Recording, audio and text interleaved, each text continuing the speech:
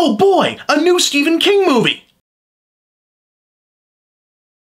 Yeah, I was surprised too!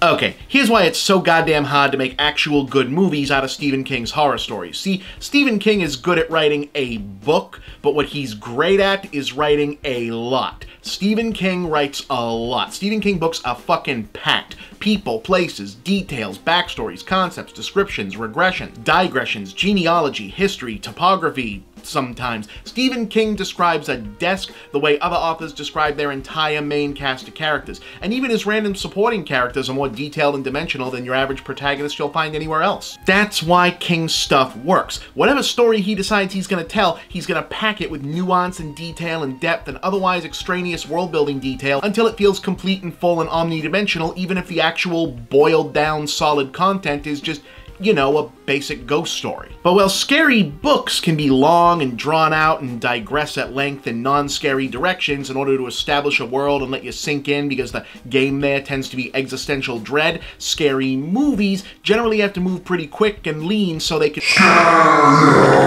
and then only offer enough time to recover before they so all the stuff that makes Stephen King is also the first stuff you have to cut to make a good movie, and not just because a 40-paragraph description of an idyllic New England mill town is, in a movie, a 15-second establishing shot, though that's a big part of it. In any case, It was always considered to be one of the most unfilmable King books because it's basically 2 complete books worth of story set in 2 different alternating time periods, runs over 1,000 pages, and comprises an uneasy fusion of realistic horror, supernatural horror, Lovecraftian cosmic horror, childhood drama, adult nostalgia, abuse survival melodrama, deconstructionist Americana, and even in terms of pure genre, keeps leaping back and forth between serial killer, ghost haunting, and monster on the loose narratives. But if you cut it down too far, you're just gonna end up with another spooky clown movie. The new film's solution? To take the entire second part of the story about the main characters and adults and just say, fuck it, we're gonna do that in the sequel. Which doesn't mean that every Stephen King detail about the kids stays in, but it does end up meaning that the new It gets to be a smart, sharp, straightforward, scary as hell monster movie that absolutely deserves to be the blockbuster it's shaping up to be, and might, on further inspection,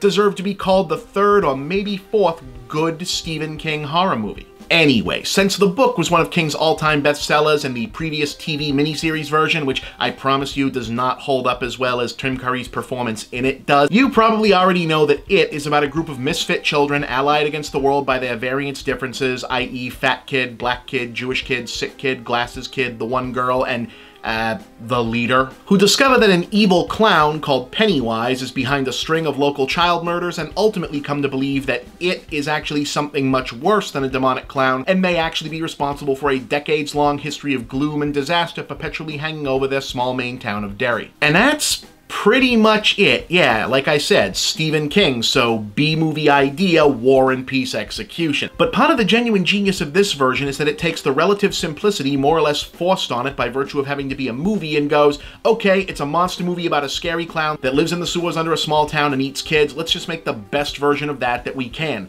And essentially, they pull it off. This is a really good, really scary, really well-acted and directed kids versus monster movie that also manages to retain more or less enough of the world building and character depth to make it just a little bit more than that. Now, this was supposed to be done by Cary Fukunaga from True Detective, but it wound up going to Andre Muschietti from Mama. And seriously, the idea that this is some guy's second feature is mind-blowing. Muschietti sets himself up a serious challenge here, with almost all of the Pennywise stuff taking place either in broad daylight or otherwise locations where it's hard to hide a shortcut, and the creature's actions themselves are often big in a way that's usually a total no-go for serious horror films. And basically all of this works, including the close-up monster fight stuff and a sequence in a garage that has no business being as good as it is. He also acquits himself admirably in the straight dramatic scenes. There's a few issues with the storytelling vis-a-vis this was a book from 1986 and enough other books, movies, and TV shows have borrowed from it over the years that it kind of feels a bit familiar at this point. Yes, especially after Stranger Stranger Things,